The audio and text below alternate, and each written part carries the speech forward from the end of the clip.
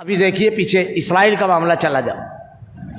امن اور خوف کی کوئی خبر پھیلانے سے پہلے تحقیق کر لو، اس کو آگے کرنے کا نقصان ہے یا فائدہ.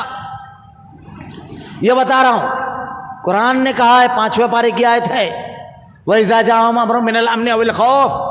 کیا ہوا؟ ایک پٹاخہ چھوڑتا تھا، 2 4 5 پٹاخے. کون؟ ایران. پٹاخہ ہی بولیں گے اس کو، کیونکہ مرغی تو کیا، مرغی کا انڈا بھی نہیں پھٹتا تھا اس میں. اب ہمارے ہاں سوشل میڈیا پر ایک خاص گروہ اخوانیوں اور مودودیوں کا اچھل کود مچا دیتا تھا. اس کا نقصان کیا ہوتا تھا؟ اسرائیل کو تو جواز ملتا تھا کہ میرے اوپر میزائل سے حملہ ہوا، اس کا نقصان کتنا ہوا؟ نہیں، حملہ ہوا، اب وہ مار رہا. اور ہمارے ہاں اس خبر سے لوگوں کو اطمینان کیا، یار ہماری طرف سے بھی جوابی کارروائی نہیں تھی، مسلمانوں کے قتل عام کا راستہ صاف کیا تھا. آج بھی وہ سب لوگ زندہ ہے. جب پہلی مرتبہ حماس نے 500 میزائل داغے، صبح میں ایک دواخانے میں پہنچا، مجھ کو ڈاکٹر صاحب نے وہ اخبار آگے کیا، میں نے کہا یہ پٹاخے ہیں، اب یہاں سے قتل عام دیکھنا مسلمانوں کا، کتنا قتل ہوا، پورا غزہ ختم کر دیا گیا، کیا فائدہ ہوا اس کا؟ ہم لوگ اس خبر کو لے کر اچھل کود کرتے ہیں. اور یہ بھی ایک چیز وہیں پر ہے، کیا کرنا ہے ہم کو.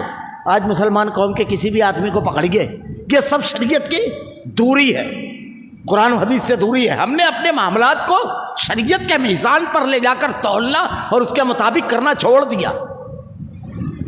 صحابہ کرام جو تھے نا، ادخلوا فی السلم کافہ، پورے اسلام میں داخل ہو گئے تھے. کیا ہے معاملات، اس کے نقصانات کیا کیا ہوئے؟ اب دیکھیے ہمارے یہاں اگر کسی مسلمان کو پکڑیے، مسلم مسائل اتنی تفصیل سے بتائے گا کہ دانشوران، لیڈران، قائدین، صحافی نہیں بتا سکتے، اور حل اس سے پوچھیں گے تو خاموش. ہم بیماری بتانے کے لیے آئے ہیں یا حل؟ مسائل سب کو معلوم ہے، اس کو حل کون کرے گا؟ ابھی یہ دیکھیے اسی جنگ میں صورتحال کیا ہے. دنیا کے 57 مسلم ممالک کو مورد الزام ٹھہراتا ہے ہر آدمی بیٹھ کر کے، ان کو یہ کرنا چاہیے، ان کو. میں ایک جگہ تقریر میں گیا، پروگرام ختم ہونے کے بعد میں نے ذرا سا ایک سوال تھا، اس کے جواب میں عربوں کی تعریف کر دی. کچھ لوگوں کو تو ایسا ہے کہ اگر کسی عرب کی آپ تعریف کرتے ہیں تو ان کی جان نکلنے لگتی ہے. کیسے کیا یہ ہو گیا؟ ان کی تو برائی بیان کرنا ہے صرف. حالانکہ دنیا میں صرف ایک ملک ہے مسلمانوں کا جہاں اسلام بطور قانون نافذ ہے، ایک ملک ہو جہاں عزت محفوظ، مال محفوظ، دین کی سب سے زیادہ خدمت. لیکن سب سے زیادہ گالی بے دین مسلمان، دین نہ جاننے والے، صحابہ کو گالیاں دینے مسلمانوں کے دشمن، رافضیت کی پروردہ ذہنیت کے حاملین سب سے زیادہ انہی کو گالیاں دیتے ہیں. بہرحال میں کہہ دیا، ایک عنوان تھا خودکشی کا، اس پر کبھی بات کریں گے انشاءاللہ. اور ابھی تو بہت ضروری ہو گیا، شہر میں قریب میں واقعات ہوئے تو وہ کھڑا ہو گیا.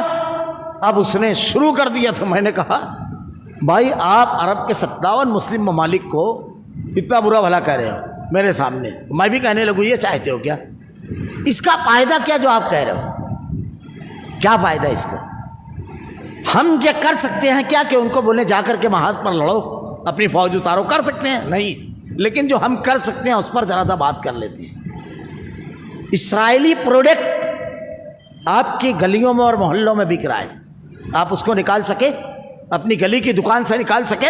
اپنے محلے سے نکال سکے؟ مولا اس شہر میں، بالکل اس علاقے میں پہلا خطاب ہے میرا، پہلی بار آیا ہوں یہاں سے. اٹھ 10 بجا ہے رات کا، 3 گلی میں کم سے کم بھی تو 5 دکانوں پر یہ پروڈکٹ بکتا ہوا بتاؤں گا. تو وہیں ایک شخص بیٹھا ہوا تھا، وہ اٹھا. اب وہ کھٹا مٹھا معاملہ رہتا ہے لوگوں سے، بولے مولانا اس کے گھر پہ اس کے بھائی کی دکان ہے نیچے، وہاں یہ پروڈکٹ بکتا ہے. اور وہ مجاہد اعظم غزہ پر جو اپنے گھر کی دکان سے وہ پروڈکٹ اپنے محلے کی دکان سے نہیں نکال سکے، وہاں سے اسرائیل کو نکالنے کی بات کرتے ہیں. تو جو کر سکتا ہے تو، میں بتا رہا ہوں آپ کو. اس جنگ کے دوران میں ایک فنکشن میں گیا، ایک پروگرام میں، بڑا پروگرام تھا، شہر کی تمام سربراہ شخصیات وہاں موجود تھی. کھانے کا نظم تھا، کھانا کھانے کے لیے بیٹھے، وہی پروڈکٹ رکھے ہوئے تھے. تو میرے بازو میں ایک انتہائی دانشمند جماعت کے امیر بیٹھے ہوئے تھے، وہ بھی بہت دانشمند تھے. بوتل کھول لی انہوں نے، تو میں نے ان سے کہا کہ شیخ آپ کی تقریر تو بڑی پیاری ہوتی ہوگی اس عنوان پر. مطلب پہلی آزمائش پروگرام آرگنائزر کی تھی کہ وہ پروگرام میں یہ پروڈکٹ تو نہیں لاتا. اب دوسری آزمائش ہماری ہے کہ ہم اس کا ڈھکن کھولتے ہیں نہیں. میں تو چھوؤں گا بھی نہیں اس کو. ہم کو کیا کرنا ہے, ہمارا رینج کیا ہے, یہ ہم کو دیکھنا ہے. اللہ ہم سے ہمارے بارے میں پوچھے گا. گراؤنڈ ریئلٹی, ریئل ہمارا گراؤنڈ کیا ہے, اس گراؤنڈ میں ہم کتنا کچھ کر سکتے ہیں وہ ہم کر رہے ہیں. پوری دنیا کو کرنے کے لیے کیا ہے یہ ہم بتا رہے ہیں, لیکن ہم کو کیا کرتا ہے یہ ہم کو نہیں معلوم ہے. ہم جو اس کی کمر توڑ سکتے ہیں معیشت سے, ہم فرقہ پرست و مسلم دشمن قوتوں کی اس راستے سے, اور ہم کو یہ نہیں کون نہیں کر رہا ہے, یہ نہیں, ہم کو کرنا ہے, یہ مزاج بنانا ہے. اور خبروں کی ترسیل, ایسی خبریں جو عوام میں ڈپریشن, بزدلی, کم ہمتی اور برائی کو پروان چڑھائے, یہ باقاعدہ ایک منصوبہ بند پروگرامنگ ہے, سائیکالوجیکلی جنگ ہے. کس موڑ پر ہم جا چکے ہیں, چلو سنو. پیچھے واٹس ایپ پر ایک تصویر آئی, ایک مسجد کی اور ایک بدھ عبادت خانے کی. مسجد کی جو تصویر تھی چپل جہاں اتارتے ہیں وہ تھی, اور بدھ عبادت خانے کی تھی. تو ان لوگوں کا چپل کیسے تھا, جیسے شو روم پہ رہتا ہے بالکل ایک کے بازو میں ایک ایسے رکھا ہوا تھا. اور ہمارا چپل کیسا رہتا ہے ہم کو تھوڑی بتانا ہے, ہم مسلمان ہیں, ہم کو معلوم ہے مسجد کے باہر کیسا رہتا ہے چپل. اب لوگوں نے ڈالنا شروع کیا اور مسلمانوں پر طنز کرنا شروع کیا. صرف دیکھیے ہم کہاں چلے گئے.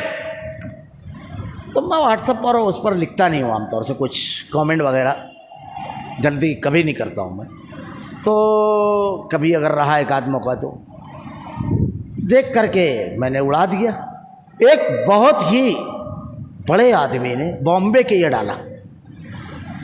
جب ان کے نام کا دیکھا تو میں نے ان کو فون کیا, دیکھو ہم کہاں گئے.